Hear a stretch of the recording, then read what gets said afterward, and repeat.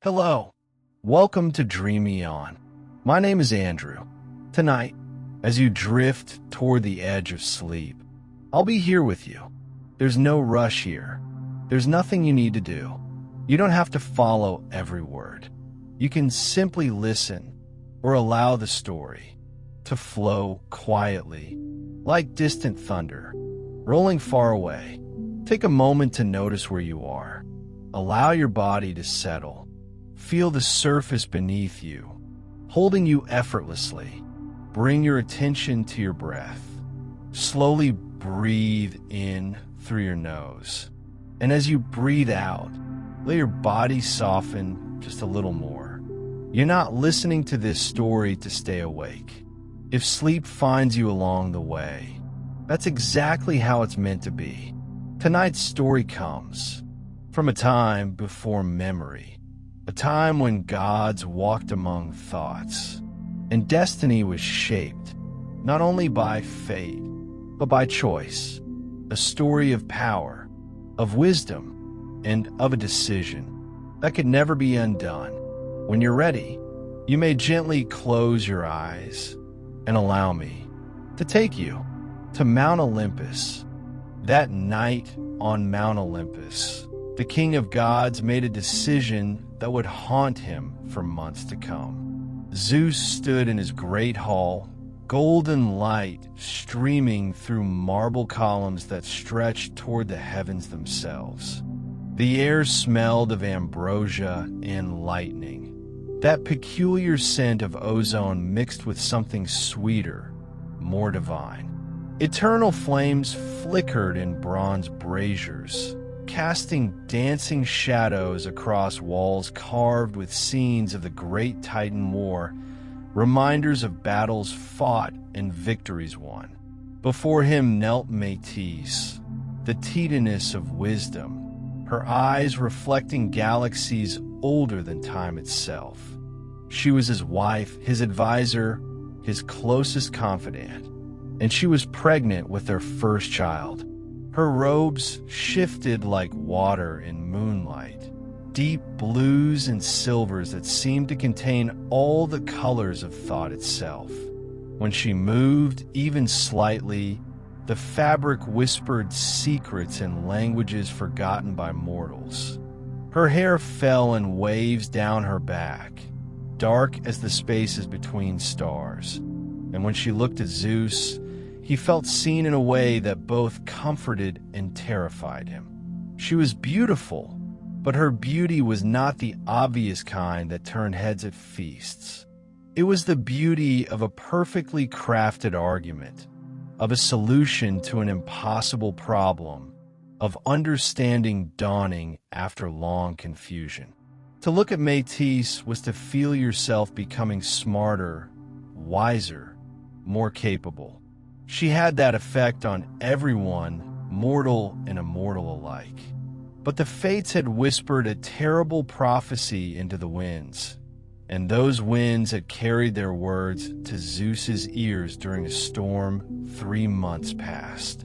He had been alone on the highest peak of Olympus, watching lightning split the sky. His lightning, born from his will and his rage. The wind had come from nowhere, carrying voices that seemed to speak from the fabric of reality itself. The first child will be wisdom embodied, they had said, their tone neither kind nor cruel, simply factual. A daughter who will stand beside you, counsel you, challenge you. But should Metis bear a second child, should a son emerge from her brilliant mind, that boy will be your end. He will overthrow you as you overthrew Kronos, as Kronos overthrew Uranus before him. The cycle is eternal. The pattern cannot be broken. Zeus had demanded clarification, had shouted questions into the storm, but the fates never elaborated. They spoke their truths and vanished, leaving the recipients to wrestle with interpretation and consequence. The child Metis carried would be a daughter of great wisdom and strength, That much was certain. But a second child, a son, would be his doom. The prophecy was specific enough to terrify him, but vague enough to offer no clear solution. How could he prevent a second child without harming Metis? How could he trust in their love when destiny itself declared she would be the instrument of his downfall? Zeus had spent sleepless nights wrestling with this knowledge. Gods do not require sleep as mortals do, but they can choose to rest, to let their minds drift into dreams and reflection. Zeus had found no rest since hearing the prophecy. The marble floors of Olympus had grown cold beneath his pacing feet, worn smooth by his constant movement. He had walked the length of his palace 1,000 times, trying to think his way out of fate's trap. He had consulted oracles, the ones at Delphi, at Dodona, at sacred springs where truth bubbled up from the earth itself. They all confirmed the prophecy in different words. Some wept when they told him. Others spoke with clinical detachment. All agreed. A son from Metis would mean his end. He had searched ancient texts and libraries that predated Olympus itself, scrolls written by titans before the war, stone tablets that recorded the overthrow of Arenas by Kronos. The pattern was clear. The son always rose. The father always fell. Power passed from generation to generation through violence and betrayal. Zeus had even done the unthinkable. He had gone to Tartarus, to the prison pit where his father Kronos remained chained in eternal darkness, and asked for counsel. Kronos had laughed, a sound like grinding stone, and said only, "Now you understand what I understood. Now you know why I did what I did. There is no escape, boy, only postponement." Zeus had climbed back out of that terrible pit, swearing he would find another way. He would not become his father. He would not let fear turn him into a monster. But as the weeks passed and Metis's pregnancy became visible, as he watched her hand rest on her growing belly with such tenderness, Zeus felt the walls of fate closing in around him. He had consulted every wise being he could find. He had begged the fates themselves for another path during a midnight ritual that left him drained and desperate. But destiny, once spoken, could not be unwritten, or so he had believed. Metis noticed his troubled expression. She had been watching him carefully for weeks now, her vast intelligence perceiving patterns in his behavior that others might miss. She saw how he looked at her, with love, yes, but also with something else. Something that looked almost like fear. Something that made her heart ache even as her mind raced to understand. "My love, what shadows cross your face?" she asked, her voice gentle, melodic, carrying the patience of stars that had witnessed the birth and death of countless worlds. She rose gracefully from where she knelt, her movements fluid despite her pregnancy. The child within her was divine, immortal, and seemed to make her stronger rather than weaker. She glowed with an inner light, wisdom made manifest, and as she approached Zeus, that light seemed to reach toward him like fingers of comfort. Her robes, the color of deep ocean waters, whispered across the marble floor. When she placed her hand on his chest, Zeus felt his heartbeat quicken, not with love, though he did love her deeply and truly, but with the terrible weight of what he was about to do. Her touch was warm, familiar, trusting. She had never feared him, never doubted him, never questioned whether he would protect her. That trust felt like a blade between his ribs. "Tell me," she whispered, her other hand reaching up to cup his face. Her skin was soft, eternal, perfect. Whatever burdens you, we will face it together. Is that not what wisdom and power should do? Unite rather than divide? I am your wife, Zeus. I am your partner. Let me help carry this weight. Zeus looked into her eyes and saw the future he was about to destroy. He saw decades of counsel she would have given, of crises she would have solved with her brilliant mind, of nights they would have spent talking about philosophy and justice and the proper way to rule immortals and mortals alike. He saw the gentle hand she would have brought to his sometimes tempestuous rule, the way she could talk him down from his angers, the way she made him better simply by existing near him. Metis was more than his wife. She was the voice of reason when his thunderbolts sought easy answers. She was the calm in his storm. She was the one being in all creation who could tell him he was wrong and make him listen. She was the one who had stood beside him during the war against the Titans, who had crafted the strategy that led to victory, who had never asked for credit but deserved all of it. She had given him everything: her counsel, her love, her loyalty, her very self. And now she was giving him a child, a daughter who would be magnificent. But she was also, through no fault of her own, the mother of his potential destroyer. "There is something I must ask of you," Zeus began, his voice rougher than he intended. The words felt like stones in his throat, each one harder to speak than the last. A challenge, if you will, a test of your legendary abilities. Metis tilted her head, curiosity lighting her ancient eyes like stars emerging at dusk. A small smile played at her lips. She had always enjoyed intellectual challenges, puzzles to solve, opportunities to demonstrate the gifts that made her who she was. A challenge? From you to me? Zeus forced himself to continue, hating every word even as he spoke them. You are known throughout creation as the goddess of cunning intelligence, of wise counsel, of metamorphosis. They say you can take any form, become any creature, shift your very essence at will. You counsel me to use this gift during the war. Transformation, adaptation, becoming what the moment required. That was true. Metis had taught many gods the art of shape-shifting, had shown them how to bend their forms to their will. She had transformed herself countless times during the Titan War, becoming a bird to scout enemy positions, a snake to slip through defenses, a lion to fight when fighting was needed.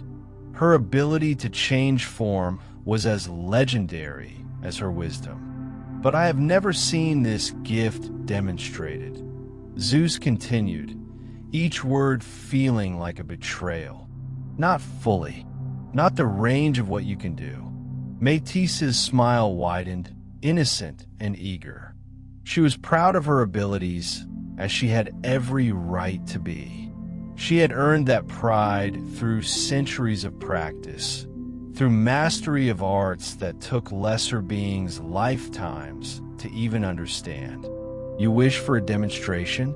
After all our years together, after all the times I transformed during the war, you still want proof.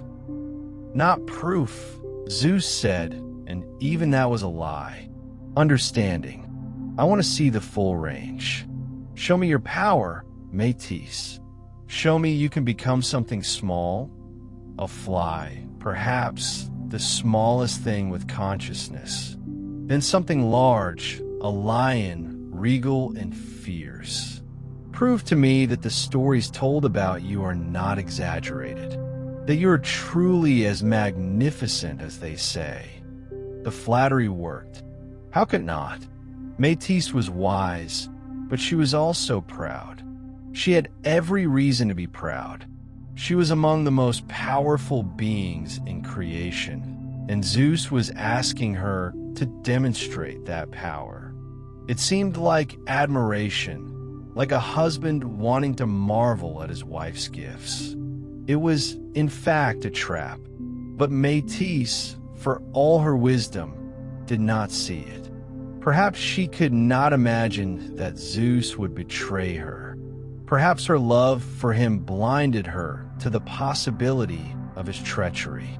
Or perhaps, in that moment, the fates themselves clouded her judgment so that the prophecy could unfold as they had foreseen. Metis laughed, a sound like wind chimes in a summer breeze, pure and bright and full of joy. After all our time together, you still doubt the tales? Very well, my suspicious husband. Watch closely. I will show you transformations beyond anything you have imagined. The transformation began immediately. Metis's form shimmered like heat rising from sun-baked stone, like water disturbed by an unseen hand. The air around her seemed to ripple, reality itself bending to accommodate her will. Light refracted through her changing shape, creating brief rainbows that danced across the marble walls. Her body condensed, compressed, reshaped itself according to her will. It was beautiful to watch, a goddess demonstrating the kind of power that most beings could only dream of possessing. Her form collapsed inward, becoming denser, smaller, until she was no larger than Zeus's thumb, then his fingernail, then smaller still. Within moments, a small fly buzzed where the goddess had stood. It circled Zeus's head in playful loops, its tiny wings catching the light from the eternal flames, creating brief flashes of iridescence. The fly darted close to his face, as if Metis was teasing him, showing him how perfectly she had mastered even the smallest form. She buzzed near his ear, and he could almost hear her laughter in that insect sound. Zeus felt his heart constrict. The weight of what he was about to do pressed down on him like the sky had pressed on Atlas before Zeus freed him. This was the moment. This was the choice that would define his reign, his legacy, his very soul. He could stop now, could call her back to her true form, could face the prophecy with courage rather than cunning. They could find another way. They could stand together against fate. They could, but fear was a powerful god, more powerful sometimes than Zeus himself. Fear of losing his throne, yes, but more than that, fear of becoming his father, fear of the cycle repeating endlessly, fear of violence and betrayal and the terrible inheritance that fathers passed to sons in his family. If he did nothing, the prophecy said his son would overthrow him. That son would likely be no kinder than Zeus had been. The cycle would continue. More violence, more betrayal. When would it end? Perhaps it could end here.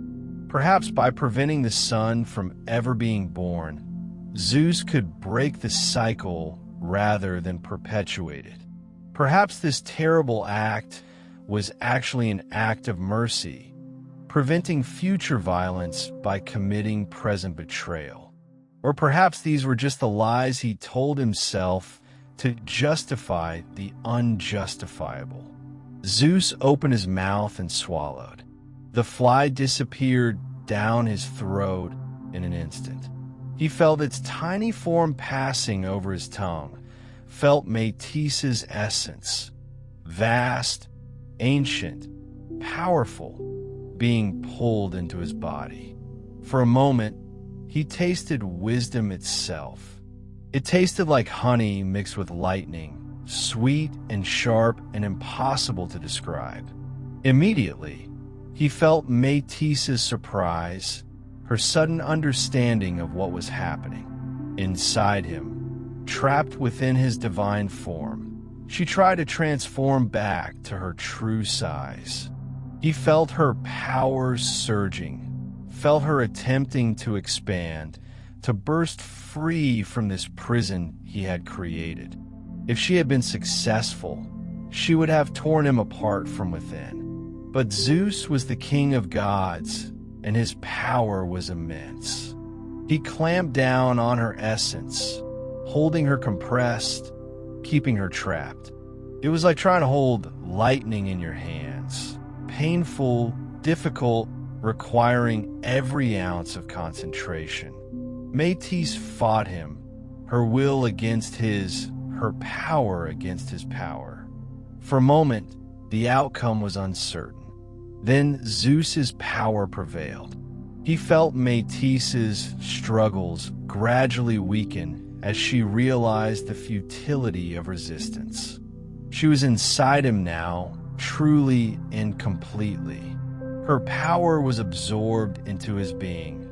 Her essence merged with his own, though she remained separate enough to be aware, to think, to understand what had been done to her. The great hall fell silent. Even the eternal flames in their braziers seemed to dim, as if the universe itself recoiled from what had just occurred. The shadows on the walls grew longer, darker, more accusatory. Zeus stood alone in that vast space, his hand pressed to his stomach, feeling the flutter of movement within. Metis was alive inside him. The child she carried was alive. But they were prisoners now, sealed away in a tomb of flesh and divine power. Zeus stumbled to his throne and collapsed into it, the marble cold beneath him despite the eternal warmth of Olympus. His hands shook. His breath came in ragged gasps, even though gods do not truly need to breathe. What had he done? The question echoed in his mind, louder than thunder, more persistent than any voice he had ever heard. He had consumed wisdom itself. He had betrayed love for prophecy. He had chosen power over partnership. He had done exactly what his father had done, consumed his children out of fear, except he had been cleverer about it, more complete. Kronos had swallowed his children whole, leaving them intact, allowing them eventually to be freed. Zeus had swallowed his wife at her most vulnerable, in her smallest form, ensuring she could never be freed. The weight of that knowledge was crushing. Zeus had fought a war against his father because Kronos was a tyrant who devoured his children. And now, presented with a similar prophecy, Zeus had done the same thing. Not to a child, but to his wife. Not for the same reasons, he told himself. But was that true? Was he really any different from Kronos? Or had he simply found a more sophisticated way to commit the same sin? What have I become? He whispered to the empty hall. No one answered. No one could answer. He was alone with his choice, alone with his guilt, alone with the presence of Metis trapped inside him, her voice already beginning to whisper in his thoughts. Words of wisdom mixed with accusation, counsel mixed with grief. But the deed was done, and even gods cannot undo what has been completed. The hours that followed were the longest Zeus had ever experienced. He sat on his throne, unmoving, feeling Metis's presence within him. She was conscious, she was aware, and she was speaking to him, her voice not heard by his ears, but by his mind, transmitted somehow through their merged essence. Why? She asked over and over. Why did you do this to us? Why did you not trust me? Why did you not tell me about the prophecy? We could have found another way. We could have faced it together. Zeus had no answer that would satisfy her. Every explanation he tried to form sounded hollow, cowardly. The prophecy, the fear, the cycle of fathers and sons. All true, but insufficient. There was no good reason for what he had done. There were only bad reasons that had seemed compelling in the moment. I am sorry, he finally thought back to her. It was inadequate, but it was all he had. Sorry does not undo betrayal. Metis replied, her voice cold in a way he had never heard from her before. Sorry does not free me from this prison. Sorry does not restore my body, my autonomy, my life. You have taken everything from me, husband, everything but my consciousness, and I suspect you would take that too if you knew how. That stung because it was true. If Zeus had known a way to consume Metis completely, to absorb her power without preserving her awareness, he might have chosen that path. Might it not be kinder to end her consciousness rather than trap it forever? But he had not known how, and now she was alive inside him, aware of her imprisonment, suffering in ways he could not fully comprehend. What about her child? Metis asked then, and her voice carried a note of such desperation that Zeus felt his heart break. What happens to our daughter now? Will you let her be born? Or have you doomed her to eternal imprisonment as well? I do not know, Zeus admitted. He truly did not know. He had acted without thinking beyond the immediate goal of preventing the prophesied son. He had not considered what would happen to the daughter Metis was already carrying. Would the child continue to develop inside him? How would she be born? Could she be born at all? You fool, Metis said, and for the first time, there was pity in her voice alongside the anger. You have created a problem you cannot solve. You have imprisoned a goddess and her unborn child without any plan for what comes next. What kind of king acts without thinking of consequences? A frightened one, Zeus thought miserably. A foolish one. Yes, Metis agreed. You are both of those things. But you are also powerful enough that your foolishness affects not just yourself, but everyone around you. That is the burden of power, Zeus. That is why wisdom must guide it. And you have locked wisdom away inside yourself, where she cannot easily be heard. But I can hear you now, Zeus protested weakly. Yes, Metis said, but will you listen? That is the real question. Will you listen to wisdom now that you have consumed her? Or will you ignore her voice, as so many powerful beings do, and pretend that your will alone is sufficient? Zeus did not answer. He did not know the answer. All he knew was that he sat on his throne with his wife trapped inside him, with his unborn daughter imprisoned before she had even drawn breath, with a prophecy partially fulfilled and partially yet to come. He had acted to save himself and had instead created a nightmare that might haunt him forever. The months that followed were strange beyond measure, like living in a dream where nothing was quite right, but everything continued anyway. Zeus discovered that with Metis inside him, he could hear her voice in his thoughts constantly. Not all the time. She was not always speaking, but she was always there, a presence at the edge of his consciousness.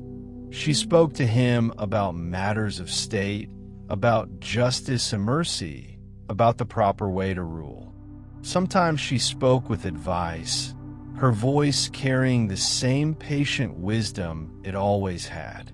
Sometimes she spoke with accusations, reminding him of his betrayal, of what he had stolen from her. And sometimes she spoke with the kind of profound sadness that has no words, just a feeling that colored everything gray. At first, Zeus tried to ignore her. He tried to silence the voice of his conscience, made literal. He would throw himself into the duties of kingship, judging disputes among the gods, managing the affairs of mortals, hurling thunderbolts when his temper demanded release. He tried to drown out Metis's voice with action, with noise, with the business of being the most powerful being in creation. But Metis was wisdom personified, and wisdom cannot be easily dismissed. She was patient in a way that Zeus had never been. She would wait for the quiet moments, for the times when he lay alone in his chambers or stood on his balcony watching the stars. Then her voice would come, gentle but insistent, like water wearing away stone. "You judged that dispute poorly today," she would say. "The minor goddess who stole Apollo's cattle did so to feed her starving children. Justice must account for circumstance, not merely for law." Zeus would bristle at the criticism, but he would also remember it. The next day, when a similar case came before him, he would think of Metis's words. He would ask questions he normally would not ask.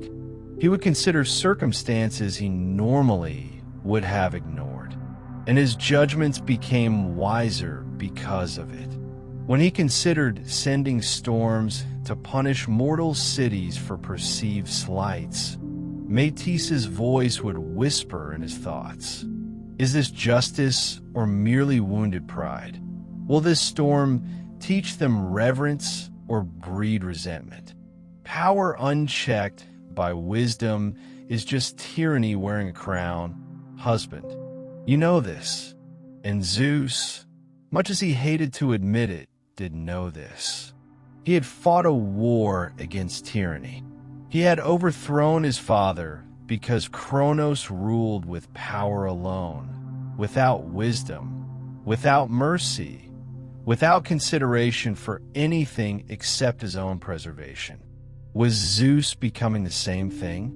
Metis forced him to confront that question constantly, when his pride swelled and threatened to topple his judgment, when he wanted to prove his superiority, to crush those who questioned him, to assert his dominance in ways both petty and grand. Metis would deflate that pride with simple truths. You are powerful, yes, but power without purpose is just noise. Thunder that signifies nothing. Do you want to be remembered as the god who ruled well or the god who ruled absolutely? There is a difference, and it matters. Zeus had consumed Metis to prevent a prophecy, to silence the voice of potential rebellion, to ensure his power would never be challenged. But in doing so, he had made her counsel inescapable. She was with him every moment, in every decision, an eternal advisor he could never dismiss, could never send away, could never escape. She had become part of him in ways he had not anticipated and could not undo. The irony was not lost on him. He had tried to control wisdom by consuming it, and instead wisdom had taken up permanent residence in his very being. He could no more silence Metis now than he could silence his own thoughts. She was there, always there, witness to his every choice, commentator on his every action. The other Olympians noticed changes in their king, though they did not understand the source of those changes. His judgments became wiser, more measured, more thoughtful. His legendary temper, while still formidable, no longer erupted at minor provocations. He began asking questions before making pronouncements, considering consequences before acting, showing mercy in situations where previously he would have shown only wrath. Hera was the first to comment on it. She approached him one evening as he stood on his balcony. watching the sunset paint the mortal world in shades of gold and crimson. "You have changed, husband," she said, her voice carrying a note of suspicion. Hera missed nothing. She was the queen of gods, the goddess of marriage, and she watched Zeus with the attention of someone who had learned to detect his moods, his secrets, his hidden thoughts. "Have I?" Zeus replied, not looking at her. Below them, the world turned. Mortals went about their lives, unaware that gods watched from above, that divine eyes tracked their movements, that their fates were being decided by beings they could barely imagine. "You have become more patient," Hera continued, coming to stand beside him. "More thoughtful. More." She paused, searching for the word. "More wise. It suits you." Zeus felt Metis's presence stir within him, a warmth that might have been pleasure at the compliment or might have been sadness that her wisdom was being acknowledged even as she remained imprisoned. He could not always tell the difference between his feelings and hers anymore. They were becoming intertwined in ways that frightened him. "Perhaps I'm simply learning from my mistakes," Zeus said carefully. "Is that not what good kings do? Adapt, improve, become better than they were." "Perhaps," Hera agreed, but she did not sound convinced. "Or perhaps something else has changed. Something you are not telling me." Zeus said nothing. What could he say? That he had swallowed his previous wife, and she now lived inside him, whispering wisdom in his thoughts. That every good decision he made was influenced by the voice of a goddess he had betrayed. That he carried not just his own consciousness, but two others, Metis and the child she had been carrying. Hera watched him for a long moment, her eyes searching his face. Then she shook her head slightly and left, her robes whispering across the marble floor. She knew he was hiding something. She always knew. But Zeus was not ready to confess his crime, not even to his wife. Perhaps especially not to his wife, who would see it for what it truly was, the ultimate betrayal, the consumption of love itself. When Hera questioned his newfound patience weeks later, after he had pardoned a minor deity who had insulted him in public, Zeus simply said that he had been doing much thinking lately. It was not a lie exactly. He had been thinking constantly, his thoughts tangled with Metis's thoughts, his consciousness dancing with hers in an eternal dialogue that neither of them had chosen, but both were forced to endure. He did not tell Hera about the voice in his head, the presence in his being, the wife he had betrayed and imprisoned. That secret remained locked away, just as Metis was locked away, a truth too terrible to speak aloud. But there was something else growing inside him too, something that became more apparent as the months passed. The child, Metis's daughter, continued to develop, not in a womb, but in the very essence of Zeus himself. He could feel her sometimes, a kick, a movement, a presence distinct from her mother's. The child was absorbing her mother's wisdom, growing strong on divine essence, preparing for a birth that Zeus could not imagine and could not prevent. How does a child emerge from such a prison? Metis asked him this question often, usually in the quiet moments before dawn, when even gods pause to consider the nature of existence. Her voice carried worry despite her anger at what he had done. "You have swallowed us, sealed us away in your divine body. Even if you wish to free us now, husband, how would you accomplish it? Have you thought beyond your fear? Have you considered the consequences of what you have done?" Zeus had not. He had acted on prophecy and panic, without considering the practicalities of what came after. He had focused only on the immediate goal: prevent the son from being born, stop the prophecy from being fulfilled, break the cycle of fathers overthrown by sons. He had not thought about what would happen to the daughter Metis was already carrying. He had not thought about how she might be born, or if she could be born at all. Now, as months passed and the presence within him grew stronger, more insistent, more demanding of space and freedom, Zeus began to understand the magnitude of his mistake. The child inside him was divine, immortal, powerful. She would not simply fade away like mortal food digested and forgotten. She could not be absorbed into his essence and disappear. She was, in every sense, a god waiting to be born, but with no clear path to birth. "You have created an impossible situation," Metis told him, her voice carrying a mix of anger and something that might have been pity. "A child who cannot be born, a mother who cannot give birth, a father who has become an unwilling womb. What happens now, Zeus? What happens when she becomes too strong to contain? What happens when she demands her freedom and you cannot grant it?" Zeus had no answer. He tried to consult the same oracles who had confirmed the original prophecy, but they refused to see him. The fates had spoken once. They would not speak again on this matter. He searched ancient texts for precedents, for stories of gods who had consumed other gods and later had to deal with the consequences.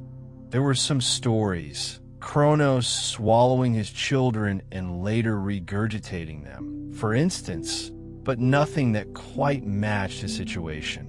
Then the headaches began, and Zeus realized that Metis' question about the child finding freedom was not theoretical. It was a warning. At first, they were minor, small pressures behind his eyes, brief moments of discomfort that Zeus dismissed as stress from ruling Olympus. After all, being king of gods was not an easy task. There were always disputes to settle, prayers to answer or ignore, cosmic balance to maintain. A little pressure behind the eyes seemed insignificant compared to the weight of responsibility he carried. But the headaches grew worse, sharper, more insistent. They came more frequently, lasting longer each time. Within weeks, what had been mild discomfort became acute pain. It felt as though something inside his skull was pressing outward, demanding space, demanding freedom. The pressure built like storm clouds gathering before a tempest, like water behind a dam about to break. Zeus tried to hide it at first. Kings do not show weakness, especially not kings of gods. He forced himself to sit through council meetings, even as pain lanced through his skull. He judged disputes with gritted teeth, rendered verdicts while his visions swam with agony. He hurled thunderbolts to demonstrate his power, but the effort of maintaining his composure cost him more than the actual expenditure of divine energy. Metis' voice took on a note of alarm. "The child is trying to be born," she said. "She has grown too large, too powerful to remain contained. Your body is divine, Zeus, but it was not made for this. You were not meant to carry life within you. The child knows this. She is fighting for her freedom. What should I do?" Zeus thought back desperately.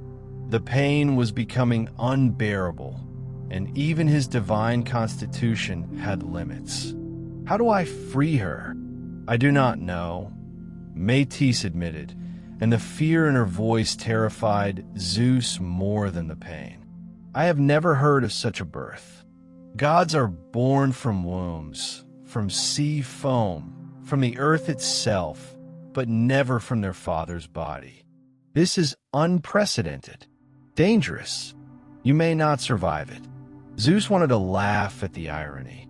He had consumed Metis to avoid being overthrown, and now the daughter she carried might destroy him from within. The prophecy had been about a son, but perhaps the fates had been more clever than he realized. Perhaps the real threat was not a second child, but the first one, the daughter who was supposed to be safe, the one who would lead to his downfall in a way he had never anticipated. One morning, Zeus woke to find he could barely stand. The pain in his head was blinding, absolute, all-consuming. It felt as though his very skull was being torn apart from within, as though the bones of his head were cracking under internal pressure. White-hot agony lanced through his brain, and for the first time in his long existence, Zeus understood what mortal suffering truly felt like. He tried to rise from his bed, but his legs would not support him. He collapsed back onto the silken sheets, which were already soaked with his sweat. Gods do not sweat often. Their bodies are perfect beyond the weaknesses of flesh. But Zeus was sweating now, his divine form overwhelmed by what was happening inside it. He called out for help, but his thunderous voice was reduced to a groan of agony. The sound that emerged from his throat was barely recognizable as his own. It was the sound of something in unimaginable pain, pushed beyond the limits of endurance. Servants heard and came running. They found their king curled on his bed, hands pressed to his head, divine ichor, the golden blood of gods dripping from his ears. The sight terrified them. Gods did not bleed without explanation. Gods did not suffer like this. What could cause the king of Olympus himself to be reduced to such a state? They sent for Hephaestus immediately. The smith god was in his forge beneath Mount Etna, working on some new creation when a message arrived. He dropped his hammer and flew to Olympus on mechanical wings of his own creation, arriving within minutes to find Zeus writhing in pain, clutching his head, divine ichor staining the marble floors of his chambers. "Father, what has happened to you?" Hephaestus demanded, his skilled hands already examining Zeus's skull, feeling the heat radiating from it. The smith god knew materials, knew how things were built and how they broke. He could feel something wrong with Zeus's very structure, some fundamental problem with the king's divine form. Hephaestus was perhaps the most pragmatic of all the gods. While others concerned themselves with beauty and power and complex schemes, he understood the simple reality of how things worked. He built palaces and weapons, automatons and wonders, all through understanding the basic principles of construction and force, of stress and strain. And right now, he could feel that Zeus was under stress that no being, mortal or divine, should have to endure. Something inside, Zeus managed to gasp between waves of pain. Each word was an effort, dragged up from depths of agony. Something wants out. Hephaestus stepped back, his mind racing. He was not just a smith, but an engineer, a problem solver. He approached challenges methodically, breaking them down into component parts. Zeus said something was inside him and wanted out. That meant there was internal pressure, something contained that needed release. He had crafted weapons for the gods during the war against the Titans. He had built palaces that stood in dimensions where geometry itself broke down. He had forged items of impossible beauty and power, things that should not exist, but did because he willed them into existence. But this was beyond his normal experience. How did one treat a god whose own body was rebelling against him. Then he remembered something his mother, Hera, had told him long ago. A story about the old days before Zeus became king, when Kronos ruled and fear guided every action. His father, Zeus, had freed his siblings from Kronos' belly. Kronos had swallowed his children to prevent them from overthrowing him, keeping them trapped inside his divine body. The parallel was clear. Zeus had consumed something, someone, and now that being wanted freedom. "I need my axe," Hephaestus said quietly, his voice steady despite the horror of what he was suggesting. "My sharpest blade, the one I forged from starlight and necessity." Zeus, through his pain, understood immediately what Hephaestus was proposing. His eyes widened in horror, pupils dilated with agony and fear. The pain was unbearable, but what the smith god was suggesting might be worse. To split open his own skull, to cut into his divine flesh, to allow something, he did not even know what, to emerge from his head. It was madness. It was terrifying. It was impossible. "No," Zeus gasped. "There must be another way. There has to be." But another wave of pain crashed over him, so intense that his vision went white. He screamed, a sound that shook Olympus to its foundations, that cracked marble and shattered windows, that sent gods running in terror. In the distance, mountains crumbled at the sound. Seas rose in response. The sky darkened as storm clouds gathered unbidden, responding to their master's agony, even though Zeus had not consciously summoned them. Every god on Olympus heard that scream and trembled. Some covered their ears. Others hid in their chambers. A few brave ones came running to see what catastrophe could possibly cause such a sound. Apollo burst into the room, his golden beauty a stark contrast to the scene of divine suffering before him. Artemis followed, bow in hand, ready to fight whatever enemy had attacked her father. Even Ares, god of war, came, though he stopped at the doorway, uncertain how to fight pain itself. They all saw Zeus kneeling on the floor, his massive hands gripping the armrests of his throne so tightly that the marble cracked beneath his fingers. Sweat poured down his face despite the eternal coolness of the mountain air. His breath came in ragged gasps, even though gods do not truly need to breathe. The greatest being in creation was reduced to helpless suffering, and there was nothing anyone could do to help him. Nothing except what Hephaestus proposed.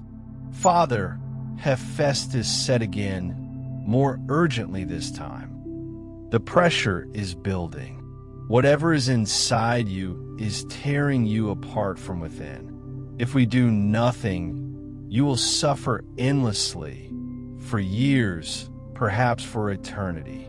Your divine body will not die, but it may break in ways that cannot be repaired.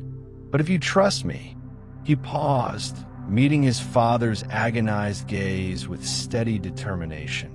"If you trust me, I can free you both. Whatever is inside can be born. The pain can end. But you must let me do this." The room fell silent except for Zeus's labored breathing and the distant rumble of thunder. All the gods who had gathered looked at their king, waiting for his decision. This was not a choice that could be made for him. This was his body, his pain, his burden. Only he could decide whether to endure the suffering or risk the terrifying surgery Hephaestus proposed. Athena, still unborn but aware, pressed against the confines of her prison. Metis, trapped and helpless, whispered urgently in Zeus's mind, Let him do it. Let her be free. Whatever happens to me, let our daughter live. Please, Zeus, if you ever loved me, if you ever cared about anything beyond your own power, let our child be born." The pain intensified again, reaching a crescendo that Zeus had not thought possible. His scream tore through Olympus once more, and this time cracks appeared in the walls of his own palace. The eternal flames guttered and nearly went out. Reality itself seemed to shudder in sympathy with his suffering. Zeus finally nodded, unable to speak, unable to do anything but consent to this terrifying operation. He could endure the pain no longer. Whatever came next, death, disfigurement, some horror he could not imagine, it had to be better than this endless agony. Hephaestus moved quickly. There was no time for preparation, no time for ritual or ceremony. He sent Hermes to fetch his finest axe from the forge beneath Etna. The blade he had crafted for impossible tasks, sharp enough to split atoms, strong enough to cleave reality itself. While they waited for Hermes to return, Hephaestus cleared the room of everyone except himself and Zeus. This was not something that needed witnesses. This was private, intimate, terrible. Hermes returned within moments, moving at divine speed, carrying an axe that seemed to hum with barely contained power. The blade gleamed with an inner light, forged from materials that existed only in the deepest parts of creation. Hephaestus took it reverently, feeling its perfect balance, its deadly edge. He blessed the axe with prayers to every god he could name, asking for precision, for mercy, for success. He prayed to the fates themselves, begging them to guide his hand. He prayed to Metis, though he did not know she was trapped inside Zeus, asking wisdom to bless this unwise act. He prayed even to Zeus, asking his father to forgive him if this went wrong. Then he returned to Zeus's chambers and found his father kneeling in the center of the room, position of supplication and surrender. Zeus's massive hands gripped the armrests of his throne so tightly that they had bent the marble. Sweat still poured down his face. His eyes were closed, his jaw clenched, every muscle in his divine body taut with pain and anticipation. "Do it quickly," Zeus whispered, his voice barely audible. "Please, my son, end this." Hephaestus raised the axe. For a moment he hesitated. This was his father, king of gods, master of thunder and sky. To strike him, even in mercy, even with consent, felt like the gravest blasphemy imaginable. What if he struck wrong? What if the blade went too deep? What if this killed Zeus or drove him mad or created some wound that even divine flesh could not heal? But the screaming began again, and Hephaestus knew there was no time for doubt. Sometimes mercy requires terrible action. Sometimes healing requires wounding. Sometimes the only way forward is through pain. The axe fell.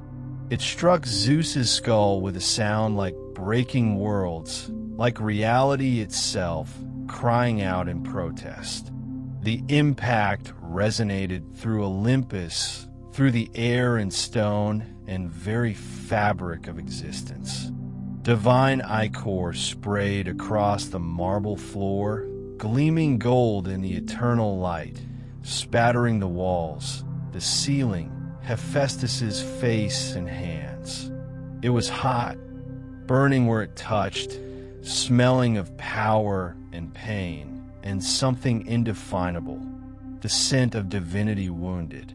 Zeus's scream reached a pitch that shattered windows throughout Olympus, that cracked the foundations of palaces, that sent shock waves rippling across the mortal world below. In Greece, oracles collapsed, speaking in tongues they did not understand. In temples, eternal flames flickered and died. Mortals looked up at the sky and saw it darken unnaturally, saw lightning flash without thunder, saw omens they could not interpret, but knew meant something momentous was happening in the realm of gods. Hephaestus raised the axe again, his face set in grim determination. This was perhaps the hardest thing he had ever done, striking his own father, inflicting pain even in the service of healing. But he had committed to this course, and Hephaestus was nothing if not committed to finishing what he started. The second blow had to land true, had to widen the opening, had to create a passage large enough for whatever was inside to emerge. The axe fell a second time.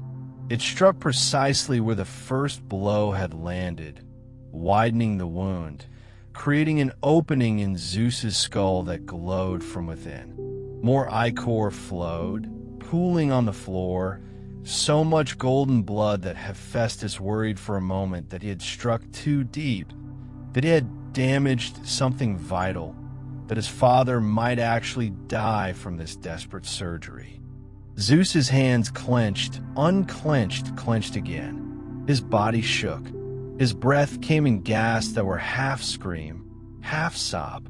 The pain had reached a level beyond anything he had experienced, beyond anything he had thought possible.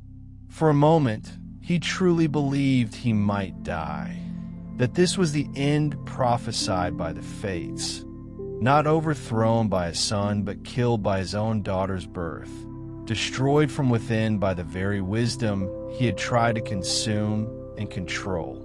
Then silence fell. For a heartbeat, nothing happened. The world itself seemed to hold its breath. Hephaestus stood frozen, axe raised for a third strike if needed, watching his father's bowed head with a mixture of fear and hope. Zeus remained kneeling, his hands still gripping the throne, his body trembling, but still, as if he too was waiting for whatever came next. Had the surgery failed? Had Hephaestus killed his father? Had the thing inside refused to emerge? The seconds stretched like hours, each moment heavy with possibility and dread. Then light burst from the wound in Zeus's skull, but was not the golden light of ichor or the white light of divine power that usually emanated from the gods. This was different, gray light, the color of storm clouds gathering before rain, the color of wisdom and war combined, the color of thought made visible. It poured from the opening in Zeus's head like dawn breaking through darkness, like a river finding its course after years of being dammed, like truth finally spoken after centuries of silence. The light filled the chamber, so bright that Hephaestus had to shield his eyes. It spilled out through the windows, illuminating all of Olympus, reaching down toward the mortal world below. Every god, every nymph, every divine being on the mountain turned to look, drawn by that unprecedented radiance. They knew, without being told, that something extraordinary was happening, something that had never happened before and would never happen again. From the light, she emerged. Athena stepped fully formed from her father's head, and the universe itself seemed to pause in recognition of something unprecedented, something impossible made real. She was not an infant. She was not helpless or new. She was complete, fully grown, fully aware, as if she had been born not in body, but in consciousness, as if she had existed in potential and now existed in actuality. She was tall, taller than any goddess before her bearing regal without arrogance, powerful without aggression. Her gray eyes, those remarkable eyes that would become legendary, held the depth of infinite thought, as if she could see not just what was, but what could be, what should be, what might be if only the right choices were made.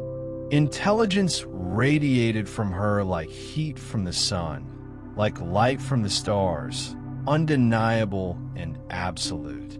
Her gray eyes held the depth of infinite thought, scanning the room, taking in everything. Her father kneeling before her, wounded and bloody. Hephaestus standing with his axe, the smith god who had delivered her.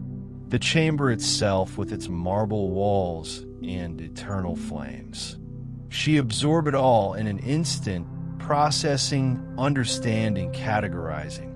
This was her first moment of independent existence, and she was using it to learn, to observe, to understand her place in creation. She wore armor that had formed from her father's essence, manifested from his divine nature, combined with her mother's wisdom. The breastplate gleamed like moonlight on water, perfectly fitted, beautiful and functional in equal measure. The metal, if it could be called metal, seemed to shift in the light, sometimes silver, sometimes gray, sometimes the color of clouds before a storm. Intricate patterns covered its surface, patterns that looked like writing if you squinted, but resolved into pure design when examined directly. Upon her head sat a helmet crested with an owl's likeness, the bird that would become sacred to her, symbol of wisdom that sees in darkness, that hunts silently, that understands the night. The helmet's design was masterful, again formed somehow from Zeus's essence, from his power and Metis's wisdom combined in ways that should not have been possible but were. In her right hand, she held a spear. It had materialized with her, as much a part of her being as her arm or her voice. The weapon was perfect, balanced, deadly, beautiful. Its point gleamed with an edge that could cut through anything, material or immaterial, physical or philosophical. This was not just a weapon for war, but a tool for truth, for cutting through confusion, for piercing to the heart of any matter. In her left hand, she held a shield bearing an image that made Hephaestus gasp when he saw it. The shield's surface showed the face of Metis, not as she appeared now, trapped inside Zeus, but as she had been, beautiful, wise, free. It was a memorial and an accusation, a reminder of what had been lost and why. The face was rendered in perfect detail, the tidiness of wisdom preserved forever on her daughter's shield, never to be forgotten. Athena looked down at her father, who still knelt before her, his head bleeding but already healing. Divine flesh was knitting back together, the wound closing as divine power worked to repair the damage Hephaestus had inflicted. But the scar would remain, invisible to others perhaps, but always present, always felt, a permanent reminder of this moment. "Father," Athena said, and her voice carried the weight of her mother's intelligence and her father's authority combined. It was the first word she spoke, and it rang through Olympus like a declaration, like a beginning, like the sound of destiny fulfilling itself in ways no one had anticipated. The word echoed through the chamber, through the palace, through all of Mount Olympus. It was simultaneously a greeting and a judgment, an acknowledgement of relationship and a statement of independence. She was his daughter. That could not be denied. But she was also her own being, complete and autonomous, owing him her existence, but not her obedience. Zeus struggled to his feet, assisted by Hephaestus, who carefully set down his bloody axe. The smith god's work was done. The surgery was complete. Whatever came next was between father and daughter, between power and wisdom, between the one who had consumed and the one who had been born from that consumption. The king of gods stood before his daughter, seeing in her face the features of Metis mixed with his own. Wisdom and power, thought and strength, patience and authority, all combined in one being. Zeus looked at Athena and saw everything he had feared and everything he had hoped for. She was magnificent. She was terrifying. She was his salvation and his judgment combined into one perfect form. Athena, he whispered, the name coming to him instinctively, as if Metis had whispered it from within, as if he had always known what his daughter would be called. The name meant sharp, fierce, bright, all things that described the goddess who stood before him. My daughter, born of my very essence, carrying your mother's wisdom and my strength. But even as he said it, Zeus knew it was more complicated than that.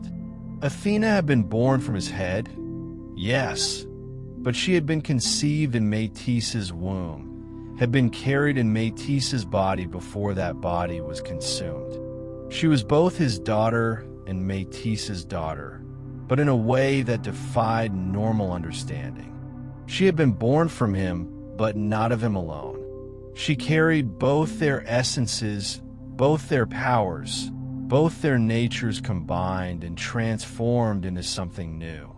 Athena studied him with those gray, all-seeing eyes.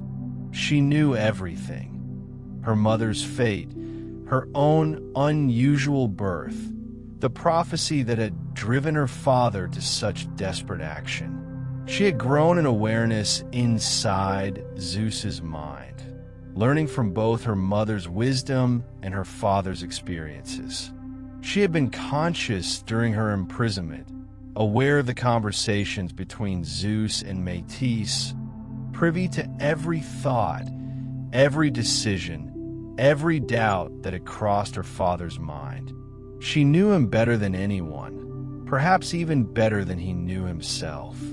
She had lived inside his consciousness, had experienced his fears and hopes, had understood his choices even when those choices were terrible. She knew why he had consumed Metis, not agreeing with it, but understanding it. And she knew that her birth had been unplanned, unexpected, a consequence he had not anticipated when he swallowed his wife months ago. "Where is my mother?" Athena asked quietly, her voice steady despite the enormity of the question. The gray light that had heralded her birth was fading now, returning to normal illumination, but her eyes still seemed to glow with inner radiance. The question struck Zeus like a physical blow, more painful than Hephaestus's axe had been. He felt it in his chest, in his heart, if gods could be said to have hearts. He looked at his daughter, this magnificent being who had just emerged from his skull, and realized he had no good answer to give her.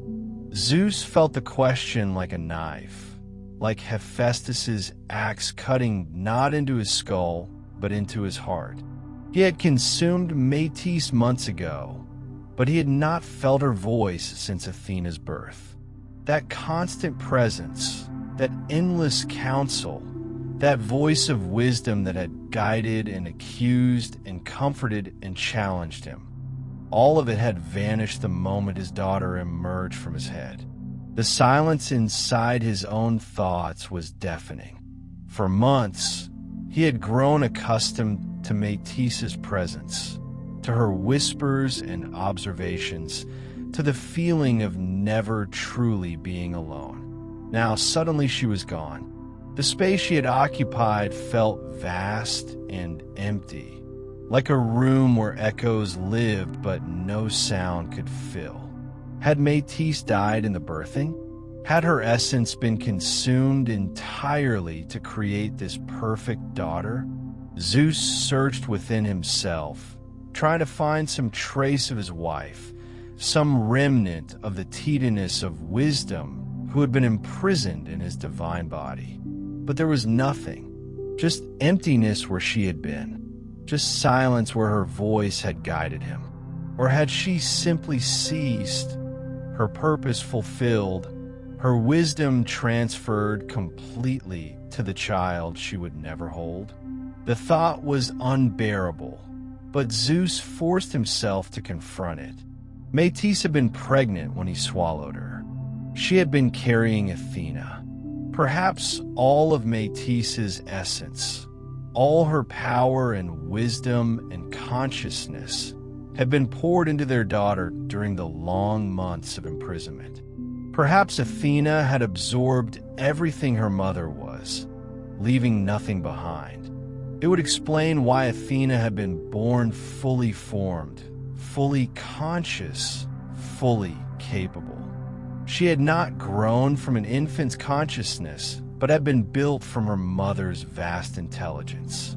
She was in a very real sense, Metis reborn, not reincarnated but transformed, renewed, given new life through this impossible birth. She is gone, Zeus said finally, and for the first time since consuming his wife, he allowed himself to truly grieve. His voice cracked on the words, divine authority giving way to simple human, or in his case, godly sorrow. She became you, Athena. Everything she was, all her wisdom and grace and power, all the love she had for you before you were even born, she poured it all into you during those months we were together. You are her legacy, her final gift to creation, her wisdom given form and freedom. It was true, Zeus realized as he spoke. Metis had not simply been trapped inside him. She had been actively working, shaping their daughter, transferring everything she was into the child who would be born from such impossible circumstances. She had known, somehow, that this would happen. She had known that she would not survive Athena's birth. And so she had spent those months ensuring that her daughter would be everything Metis herself had been, and more. The sacrifice was staggering. To give up your own existence so that your child could live. Not just live, but thrive, carrying all the wisdom and power you possessed. It was the ultimate act of maternal love, and Zeus felt the weight of it crushing him. Metis had not fought him during those months just to accuse him. She had been working, crafting, building their daughter into something magnificent, even as she herself faded away. Athena was silent for a long moment, processing this information with the vast intelligence she had inherited. Her gray eyes, Metis's eyes, Zeus realized now, seemed to look through him, seeing not just his surface but his depths, his fears and guilts, and small redemptions. She saw everything he was and everything he might become. Then she raised her spear, and for a heartbeat, Zeus thought she might strike him down. Vengeance for her mother, judgment for his crime, justice for an act that had no adequate punishment. Part of him would have welcomed it. Part of him wanted to be punished, to pay somehow for what he had done to Metis, to his wife, to wisdom itself. But instead of striking, Athena drove the spear's base into the marble floor with a resounding crack that echoed through Olympus. She stood at attention, formal, respectful, but not subservient. She was establishing herself, not as a subject, not as his subordinate, but as his equal. Different in nature, different in purpose, but equal in authority. Then I will honor her by being what she never could be, advisor to the king of gods, but free, Athena declared, her voice ringing with determination.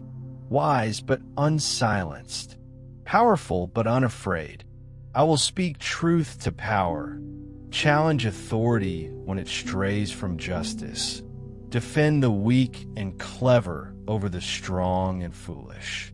I will be the voice of wisdom in the halls of power, just as my mother would have been, but I will be heard, respected, obeyed.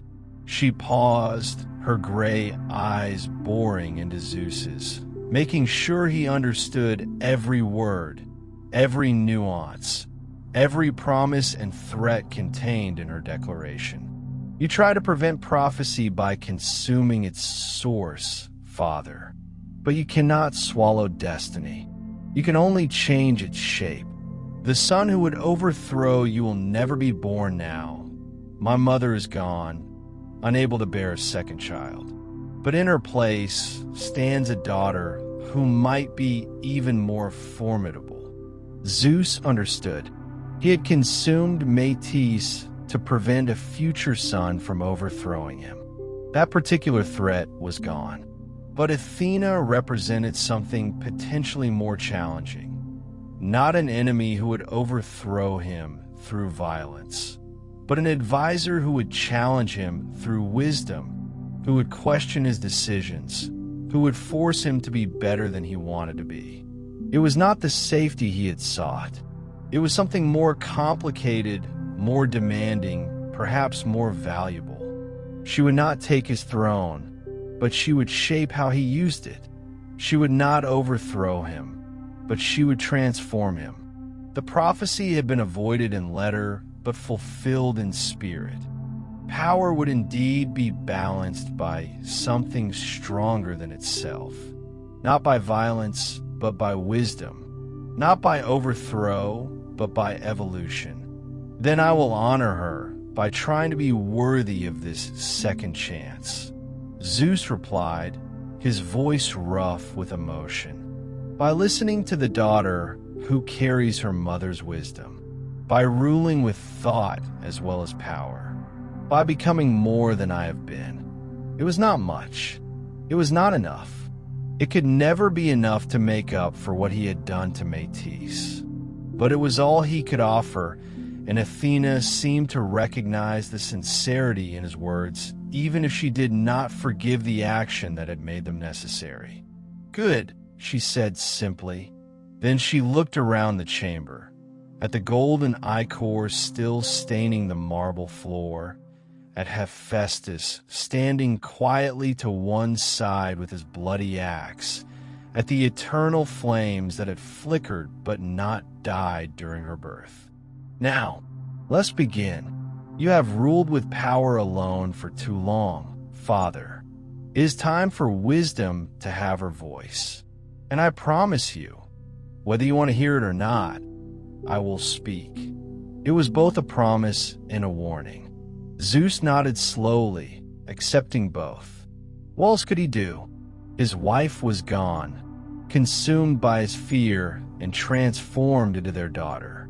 He had tried to control wisdom and had instead given it permanent form, eternal voice, unshakable authority. Athena would not be silenced the way Metis had been. She would not be consumed or controlled or dismissed. She would stand beside him, challenge him, improve him, whether he liked it or not. And perhaps that was exactly what the universe needed. Perhaps that was what the fates had seen all along. Not the simple prophecy of a son overthrowing his father, but the deeper truth that power unchecked would eventually destroy itself. By giving power a permanent advisor and wisdom, by ensuring that thunder would always be accompanied by thought, the fates had saved Zeus from himself. It was a more complex prophecy than the one he had feared, and its fulfillment was ongoing, not a single moment, but an eternal process. Every day, Athena would challenge him. Every day, he would have to choose between listening to wisdom and following his baser impulses. Every day would be a small test, a small prophecy fulfilled or denied. Zeus looked at his daughter, at the spear she held, at the shield bearing Metis's face, at the gray eyes that saw everything, and felt something he had not felt in a very long time. Hope. Not the confident hope of one who knows victory is assured, but the fragile hope of one who recognizes that improvement is possible, that change is achievable, that tomorrow might be better than today if only one tries. "Welcome to Olympus, Athena," he said formally, speaking not just to her, but to all the gods who had gathered at the threshold of his chambers, drawn by the commotion, by the light, by the sense that something world-changing was happening. Goddess of wisdom and strategic warfare, born from thought itself, carrier of her mother's legacy. May you guide us all toward justice and away from folly. It was both a greeting and an abdication, not of his throne, but of his absolute authority. By welcoming Athena and acknowledging her role as advisor, Zeus was publicly committing himself to listening to counsel, to considering wisdom, to being something more than raw power on a throne. The gods who had gathered cheered, recognizing the significance of this moment, even if they did not understand all its nuances. They saw a new goddess, powerful and wise, born in an unprecedented manner. They saw their king humbled but not broken, wounded but healing. They saw the beginning of something new, though they could not yet imagine all it would mean. But one person understood completely. Hephaestus, standing quietly in the corner with his bloody axe, watched father and daughter with knowing eyes. He had been the instrument of this birth, the one who had split Zeus's skull and allowed wisdom to emerge. He understood that he had not just delivered a child, but had fundamentally altered the nature of Olympus itself. Power would never again rule absolutely. Wisdom had found her voice, and that voice would echo through eternity. Imagine if you had been there that day, standing in the great hall of Olympus as Athena took her first steps as a goddess, as the marble floor rang with her footsteps, as the very air seemed to shimmer with the possibility she represented. The air would have shimmered with possibility, with the sense of the world pivoting on this moment, rebalancing itself around this new presence. The future itself seemed to crystallize around her presence. Gods and goddesses gathered to witness this unprecedented birth, not from a womb, but from pure thought made manifest. They whispered among themselves, wondering what role this new goddess would play in their eternal dramas. Hera arrived, her expression unreadable. She looked at Zeus, then at Athena, then back at Zeus. Her husband had produced a child without her involvement, had given birth in a way that should have been her domain. The insult was profound, but as she studied Athena, the intelligence in those gray eyes, the confidence in that stance, even Hera had to acknowledge that something extraordinary had entered the world. "Welcome to Olympus," Hera said finally, her voice carefully neutral. Though your birth was unconventional, Athena inclined her head respectfully. My queen, I seek no throne, no rivalry. I am here to serve wisdom and justice. Nothing more. It was a political answer, carefully crafted to soothe Hera's concerns while promising nothing that would limit Athena's actual freedom. Zeus recognized his wife's wisdom in those words and felt a pang of loss so acute it nearly drove him to his knees again. Metis had taught their daughter well, even from within her prison. Apollo stepped forward next, his golden beauty a stark contrast to Athena's gray severity. Sister, he said warmly, born from thought itself, we should be great friends, I think. Poetry and wisdom walk hand in hand, as do music and strategy, Athena replied with a small smile. I look forward to our collaboration, brother. One by one, the Olympians came to meet this new goddess, Artemis, who appreciated Athena's obvious independence, Hermes, who admired her clever speech, Demeter, who saw in her a kindred spirit of fierce protection. Even Ares, god of war, approached, though his greeting was more wary than warm. He sensed in Athena a rival to his domain, a different kind of war goddess. Where he represented bloodlust and chaos, she would represent strategy and justice. They would clash often in the centuries to come. But that night, as the celebrations began and ambrosia flowed like rivers, Athena slipped away from the gathering. She found her way to the highest peak of Olympus, where the stars pressed close and the night air carried whispers of destinies being written and rewritten. Zeus followed her. He found her standing at the precipice, looking down at the mortal world far below, where tiny lights marked human cities and campfires. Do you hate me? Zeus asked quietly.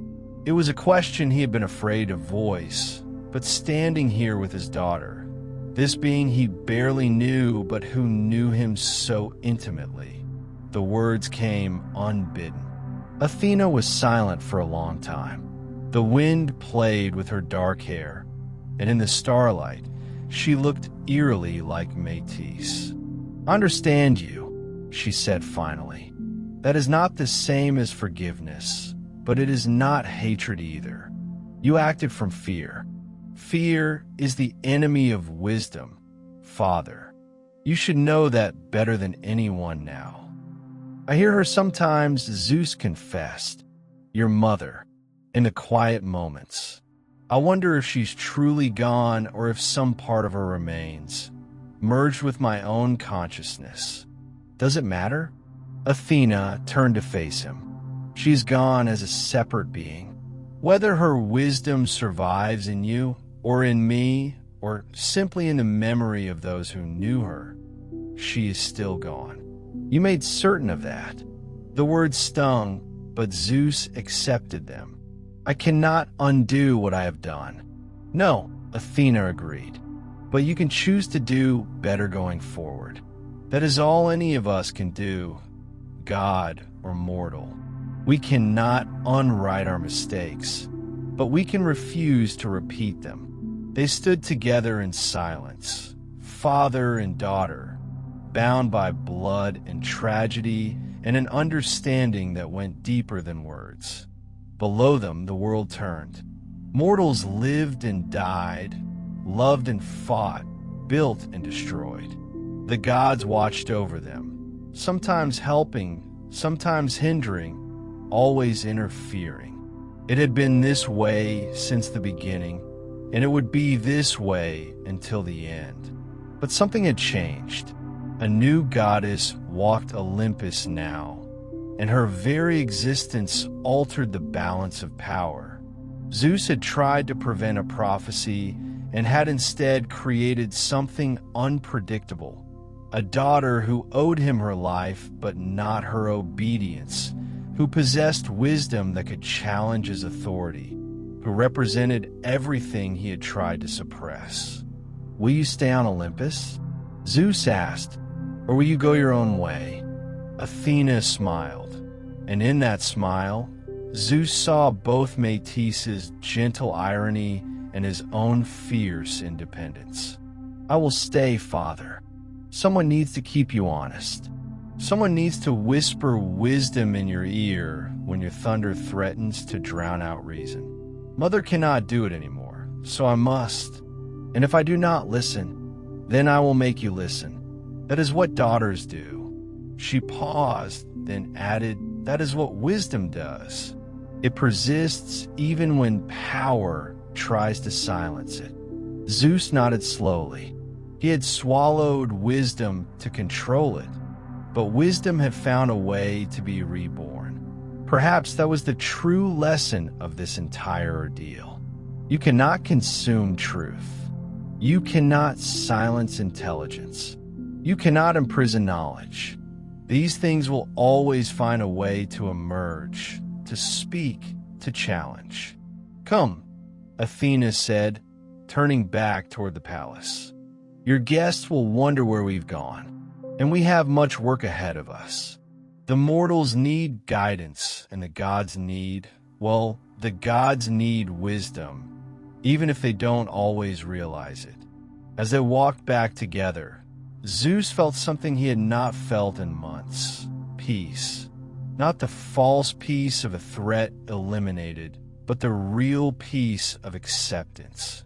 He had made a terrible choice out of fear. That choice had cost him his wife and his innocence. But it had also given him a daughter who might be the greatest gift Olympus had ever received. The celebration continued late into the night. Gods danced and sang, drank and debated.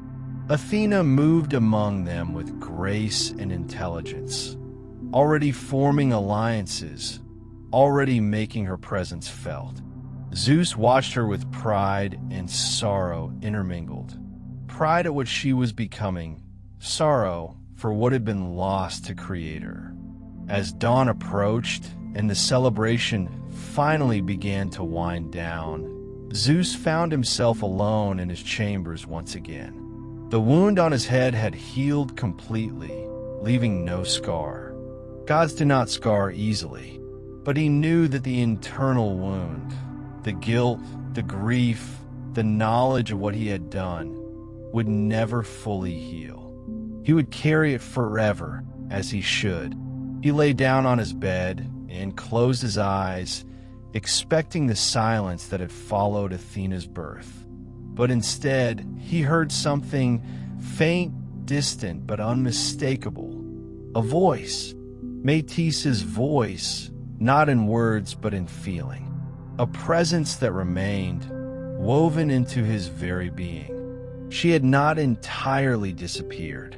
Some essential part of her had merged with him, as Athena had suggested. When he made wise decisions, that was Metis. When he showed mercy, that was Metis. When he questioned his own certainty, that was Metis. She lived on, not as a prisoner, but as an integral part of who he was now. Zeus opened his eyes and stared at the ceiling, watching the play of shadows from the eternal flames. He had tried to avoid prophecy and had instead fulfilled something deeper, a transformation not just of himself, but of the entire divine order. Athena's existence would reshape how gods and mortals interacted. Her wisdom would influence countless decisions, prevent countless wars, save countless lives. Had the fates known this would happen? Had they predicted not just the surface prophecy, the son who would overthrow, but the deeper truth? That in trying to prevent his downfall, Zeus would create something better than his preservation. A force for actual good in a pantheon often ruled by pettiness and pride? Perhaps. The fates saw threads mortals and even gods could not perceive. Their prophecies were rarely what they seemed on the surface. As sleep finally claimed him, Zeus made a silent promise to the shade of Metis, to his daughter, and to himself. He would try to be worthy of this second chance. He would try to rule with the wisdom he had consumed and the wisdom he had birthed. He would try to be more than just power. He would try to be just. It would not be easy. He was still Zeus, still proud, still prone to anger and jealousy and poor decisions. But now he had Athena to challenge him, Metis's presence within him to guide him, and the memory of this terrible mistake to humble him. That would have to be enough. The days that followed Athena's birth brought changes to Olympus that no one had anticipated. The new goddess wasted no time establishing herself as a force to be reckoned with. She took up residence in a wing of the palace that had stood empty since the war against the Titans, transforming it into a place of learning and strategy. Gods and goddesses who had never given much thought to wisdom found themselves drawn to Athena's chambers. She offered counsel freely, but never without challenging those who sought it to think more deeply about their problems. When Aphrodite came seeking advice about a complicated love affair, Athena asked her questions that made the goddess of love reconsider not just her current situation, but her entire approach to relationships. When Ares proposed a war against a city that had offended him, Athena met with him for 3 full days, breaking down his arguments, presenting alternatives, showing him outcomes he had not considered. In the end, Ares still made war. That was his nature, but it was a smaller war, more strategic, with clearer objectives and fewer innocent casualties. Zeus watched all of this with mixed emotions. Pride, certainly. His daughter was everything he had hoped for, but also a strange sense of redundancy. What role did a king play when his daughter provided better counsel than he could? What did thunder mean when wisdom spoke with greater authority? Athena sensed her father's unease. She found him one evening standing on his balcony, watching storm clouds gather over the distant sea. "You are troubled," she said. It was not a question. Zeus nodded. "I am king of gods, but I wonder if that title means what it once did. You have brought something to Olympus that changes everything." "I have brought only what was already here," Athena replied. "Mother's wisdom existed long before I was born. You simply internalized it, made it part of you, and then gave it new form through me." She stood beside him, following his gaze to the gathering storm. "You do not need to fear being made obsolete, Father. Power and wisdom are not rivals. They are partners. You have the strength to enforce decisions. I have the intelligence to help make those decisions correct. Together, we are stronger than either could be alone." "You say that now," Zeus said quietly. "But what happens when we disagree? What happens when your wisdom contradicts my judgment? Who prevails then?" Athena smiled. "Then we argue, as my mother would have argued with you. Sometimes you will convince me. Sometimes I will convince you. Sometimes we will find a third path neither of us had considered. That is how wisdom and power should work, in dialogue, not in domination." Zeus considered this. It was not how gods typically operated. The divine order was hierarchical, absolute. Kings ruled, others obeyed. But Athena proposed something different, a partnership, a collaboration. It was unsettling. It was also, Zeus had to admit, appealing. How many mistakes had he made over the centuries, because no one dared to truly challenge him. How many mortal lives have been lost to divine whims that could have been tempered with counsel? Very well, he said. We will try this experiment, but know that I am still king. My word, when I choose to make it final, is law. Of course, Athena agreed. I ask only that you make that choice wisely, with full knowledge of the consequences. That is all counsel can ever ask, to be heard before decisions become irrevocable. They stood together in comfortable silence as the storm Zeus had been unconsciously brewing finally broke. Rain swept across Olympus in sheets, washing the marble palaces clean, filling the eternal gardens with fresh scents. It was the kind of storm Zeus created when deep in thought, neither angry nor joyful, simply present and powerful. In the weeks that followed, Athena began venturing down to the mortal world. She walked among humans in various disguises, observing their lives, learning their struggles. She saw how they suffered under the capricious whims of gods who treated mortal existence as entertainment. She saw how they strived and dreamed despite impossible odds. One day, she witnessed a young woman being sold into slavery to pay her father's debts. The girl was clever, educated, full of potential, and her future was being destroyed by circumstances beyond her control. Athena felt something stir within her, a fierce protectiveness that she recognized as an inheritance from her mother. Metis had always championed the underdog, the overlooked, the one with potential trapped by circumstance. Athena appeared to the girl that night as she wept in her new master's house. "Why do you weep?" the goddess asked, disguised as an old woman's servant. "Because I had dreams," the girl replied. "I want to be a teacher. I wanted to help others learn. But now I am property, and my dreams are ash." "Dreams do not burn," Athena said quietly. "They transform. Your current path is not what you hoped for, but it need not be permanent. Wisdom finds ways. Intelligence opens doors. You have both. Use them." The girl looked at the old woman with new hope. "Ow! Your master has a son who needs tutoring. Offer your services. Prove your worth. Make yourself indispensable, not as property, but as a teacher.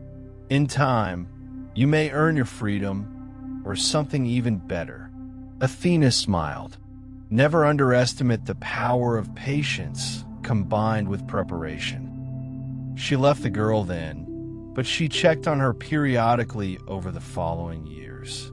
The girl did exactly as Athena had suggested, became an invaluable tutor, eventually earned her freedom, and went on to establish a school for other enslaved women, teaching them skills that could lead to independence. It was a small victory in the grand scheme of divine affairs, but it mattered. One life changed could change many lives. Athena shared this story with Zeus one evening. He listened thoughtfully, then said, "You interfered in mortal affairs. I offered counsel. Nothing more," Athena corrected. She made her own choices, did her own work. I simply showed her a path she had not seen. And if every god did this, offered counsel, showed paths, the mortal world would be chaos. Perhaps, Athena agreed, or perhaps it would be better. But I am not suggesting every god do this.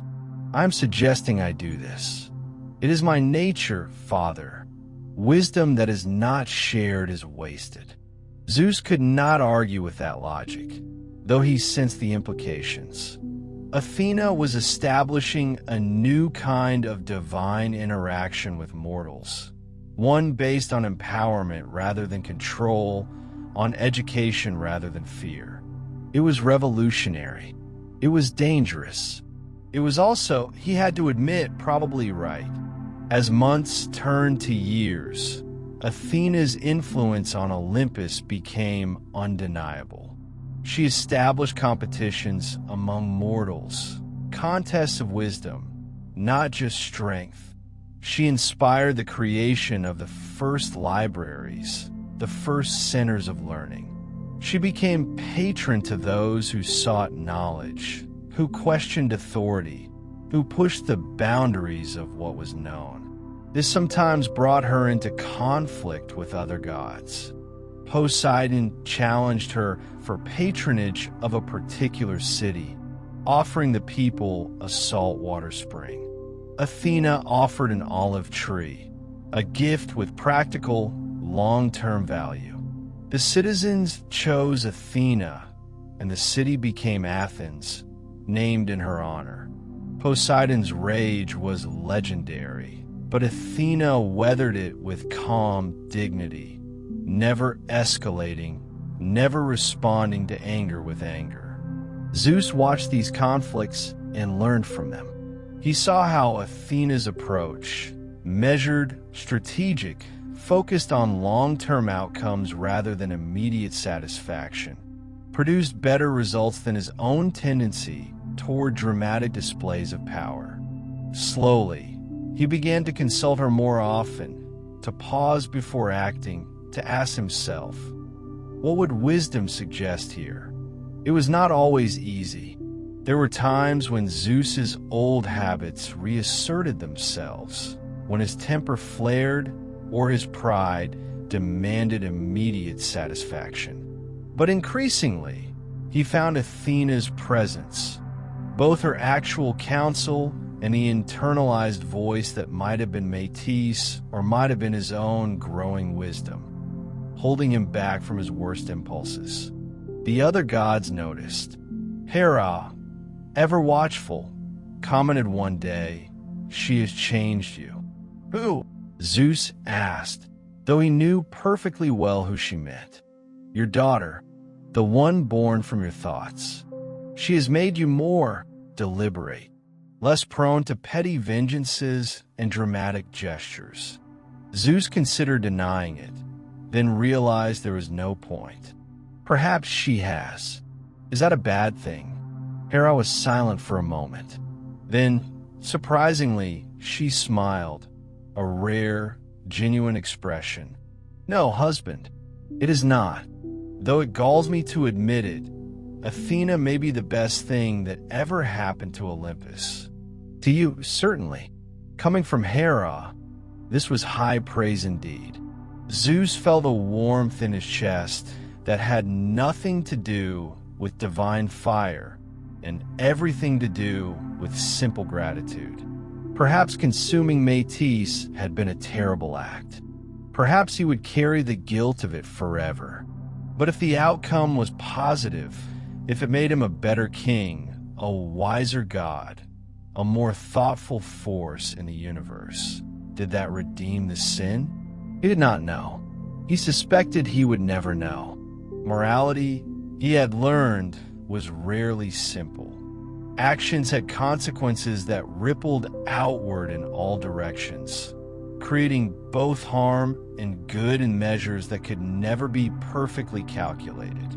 All he could do was try to ensure that the good outweighed the harm, that the wisdom born from tragedy served to prevent future tragedies, that Athena's existence justified, however imperfectly, the circumstances of her creation.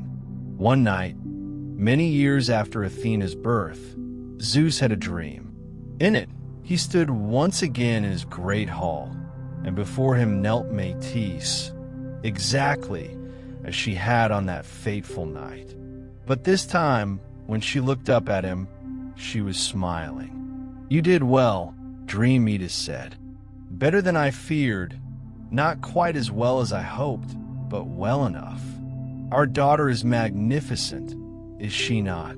She is everything you were and more," Zeus replied, his dream self feeling the weight of emotions he had long suppressed.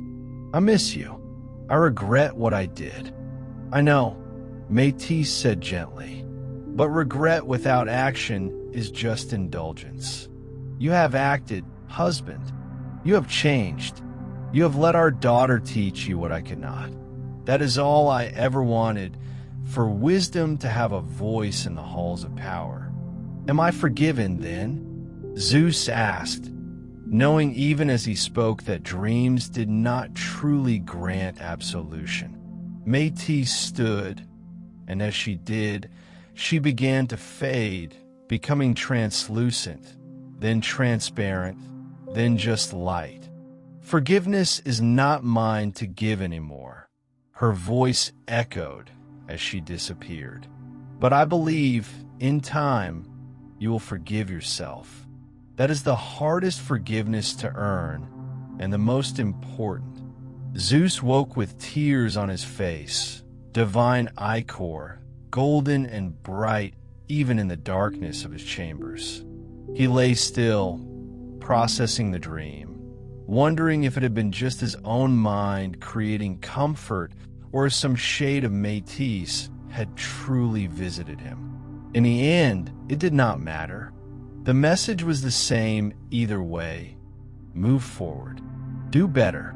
Let the past inform the future without imprisoning it. He rose and walked through the palace to Athena's chambers. She was awake, as she often was. Gods need little sleep, and goddesses of wisdom need less. She sat at a desk covered with scrolls and tablets, planning some new initiative to improve mortal education. "Father," she greeted him without looking up. "You are troubled. I can hear it in your footsteps." "I dreamed of your mother," Zeus said simply. Athena finally looked up, her gray eyes searching his face. And I wished I could tell her that I understand now, that I see the value of what she represented, that I am trying to honor her memory by being better than I was." Athena set down her stylus and stood. She crossed to her father and, for the first time since her birth, embraced him. It was an awkward gesture. Neither of them were particularly demonstrative, but it conveyed what words could not. Understanding, acceptance, connection. "She knows," Athena whispered. "Wherever she is, in the void, in you, in me, in the wisdom that flows through the world, she knows. And I think she is proud. Of me, yes, but also of you, Father. Growth is the hardest journey, especially for those who already have power. You did not need to change, but you did anyway." They stood together in silence, two gods bound by tragedy and transformation, by mistakes and redemption, by the complicated love that exists between fathers and daughters who have survived the impossible together. Outside, the eternal night of Olympus continued, stars wheeling in their ancient patterns, constellations telling stories of heroes and monsters and gods who had come before. And among those stories, a new one was being written. The story of a goddess born from thought itself, and a king who learned that power without wisdom is just thunder, loud and impressive, but ultimately empty. The story of Zeus and Athena did not end that night. It continues still, in every moment when power pauses to consider wisdom's counsel, in every decision that chooses strategy over impulse, in every act of violence prevented by intelligent deliberation. It continues in the mortal world too, in the schools and libraries and centers of learning that bear Athena's influence, in the olive trees that still grow in Athens, in the minds of every person who stops to think before acting, who seeks knowledge before making judgments, who values intelligence as highly as strength. And it continues in Zeus himself, in the voice that still whispers in his thoughts during difficult decisions. Metis' voice, or Athena's, or perhaps his own conscience finally developed enough to speak with wisdom's tone. The voice that asks, is this right? Is this just? Is this the action of a king worthy of his crown? He does not always listen to that voice. He is still Zeus, still flawed, still capable of pettiness and pride. But he listens more often than he used to. And in those moments of listening, in that pause between impulse and action, Metis lives again. Her sacrifice was not in vain. Her wisdom was not consumed. It was transformed, multiplied, made eternal. And perhaps that is the true prophecy that the fates had seen all along. Not the simple story of a son overthrowing his father, but the deeper truth that wisdom can never truly be destroyed, only changed in form. Zeus had tried to swallow it, to control it, to prevent it from challenging him. Instead, he had given it new life, new voice, new power. In trying to avoid his fate, he had fulfilled a better one. That is how the story ends and how it begins again, cycling like the seasons, eternal as the gods themselves. Power learns from wisdom. Wisdom tempers power, and in the balance between them, something better than either alone emerges. Something like justice, something like growth, something like hope. Zeus stands now in his great hall, older but not old. Gods do not age as mortals do, wiser but not yet wise enough. Beside him stands Athena, forever his daughter, forever his conscience, forever the reminder of what he lost and what he gained. Together they watch over the world, making decisions that will echo through centuries, guiding the endless drama of existence toward outcomes neither perfect nor terrible, but simply better than they might otherwise have been. And on quiet nights, when the palace sleeps and even gods rest, Zeus sometimes hears a voice, familiar, beloved, impossible to silence. It speaks in wisdom and love, in challenge and acceptance. It speaks with Metis' tone, but Athena's authority. Or perhaps it is simply his own voice, finally grown enough to carry both power and wisdom in equal measure. You did well today, the voice says. Tomorrow, try to do better. And Zeus, king of gods, master of thunder, father of Athena, simply nods and promises to try, because that, in the end, is all any of us can do, God or mortal, powerful or weak, wise or foolish. We could try, we can learn, we can grow, and sometimes, if we're very fortunate, we can transform our worst mistakes into our greatest achievements. The story ends there, with Zeus standing in the eternal twilight of Olympus, Athena beside him, both of them looking toward a future that holds infinite possibilities. The stars wheel overhead, spelling out destinies not yet fulfilled. The world below teems with mortal life, each human living their own small epic, facing their own impossible choices. And in the space between heaven and earth, wisdom and power stand hand in hand, neither dominant, neither subservient, but equal partners in the endless work of making existence just a little bit better than it was the day before. That is the story of Zeus and the birth of Athena, a story of fear and courage, of tragedy and triumph, of mistakes transformed into miracles, a story that reminds us that even gods can learn, can change, can become better than they were. And if gods can do it, perhaps we mortals can too. Sleep well, knowing that somewhere above, they still watch, still guide, still argue about the right course of action, with wisdom and power engaging in their eternal dialogue. And in that dialogue, in that balance, there's hope. Always hope. The end and the beginning.